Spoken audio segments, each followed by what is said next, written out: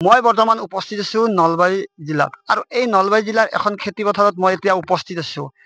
এতিয়া খেতিৰ সময়, কিন্তু এই খেতিৰ সময়ত অনাবৃষ্টিৰ ফলত খেতিয়কসকলে মূৰে কপালত হাত দিবলগীয়া পৰিস্থিতিৰ সৃষ্টি হৈছে। কিয়নো বৰষুণক আশা কৰি তেওঁলোকে এই নলবাৰী জিলাৰ পিপলিবাৰী গাঁৱত এতিয়া বাট চাই থাকিবলগীয়া হৈছে। নলবাৰী জিলাৰ জলসিঞ্চন বিভাগ এতিয়া কুম্ভকৰ্ণ নিদ্ৰাত বুলি ক'লেও ভুল নহয় এই পিপলিবাৰী গাঁওবাসী ৰাইজৰ কাৰণে। কিয়নো ইয়াতে কোনো ধৰণৰ জলসিঞ্চন বিভাগৰ ব্যৱস্থা নাই, যাৰ পৰিপ্ৰেক্ষিতত খেতিয়কসকলে মূৰে কপালে হাত দিব লগা পৰিস্থিতিৰ সৃষ্টি হৈছে। মোৰ সতীৰ্থই দেখুৱাব ইয়াৰ পৰিৱেশটো কেনেদৰে এই পকা চপৰাৰ সৃষ্টি হৈছে। মোৰ সতীৰ্থই ইয়াৰ পৰিৱেশটো দেখুৱাব পথাৰখনত। এই কেমেৰা পাৰ্চনে দেখুৱাই আছে সমগ্ৰ পৰিৱেশটো।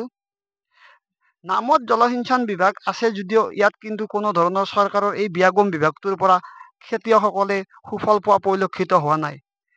আৰু মোৰ লগত ইয়াৰে কেইগৰাকীমান খেতিয়ক আছে, মই তেওঁলোকৰ মুখৰ পৰা জানিব বিচাৰিম।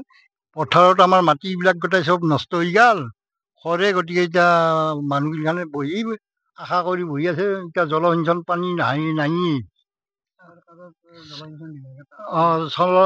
চৰকাৰতো জলসিঞ্চন বিধান এটা আছে, গতিকে তাহোন কিবাৰে আমাক সহায় কৰক পাৰাখিনি।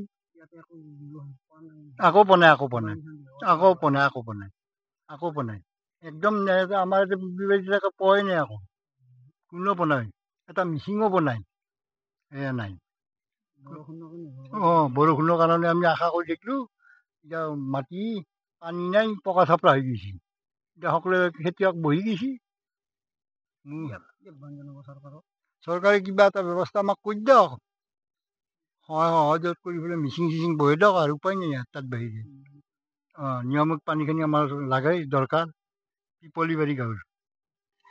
এতিয়া আমাৰ খেতি পথাৰৰ মানে গছা দিয়াৰ সময় হৈছে, কিন্তু কি হ'ব, কাৰণ আমাৰ খেতি পথাৰত এতিয়ালৈ পানী নাই।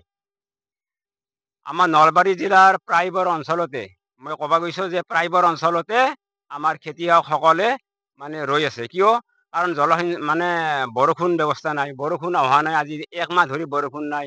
খেতি পথাৰবিলাক জ্বলি গৈছে, যিবিলাক পানী থকাত ৰুইছিলো 2-1 ডবল, সেইবিলাকো জ্বলি গ'ল পানী নোহোৱাৰ কাৰণে। আৰু বাদ বাকী গেলা মানে খেতি পথাৰ মানুহে লগাব পৰা নাই, কাৰণ খৰাঙৰ কাৰণে। এই দেখিছে যে এইবিলাক চব পকা চাপৰা। সেইকাৰণে আমি অসুবিধাত পৰিছো, কাৰণ আমি এতিয়ালৈ মানে খেতি পথাৰ নুমব পৰা নাই, যাতে জলসিঞ্চন ব্যৱস্থা ইয়াত নাই আমাৰ ইয়াত। কাৰণ চৰকাৰক মই কাটৰ অনুৰোধ জনাইছো, যাতে আমাৰ ইয়াত জলসিঞ্চন ব্যৱস্থা কৰি খেতিয়ক ৰাইজক অকণ সহায় কৰি দিয়ে।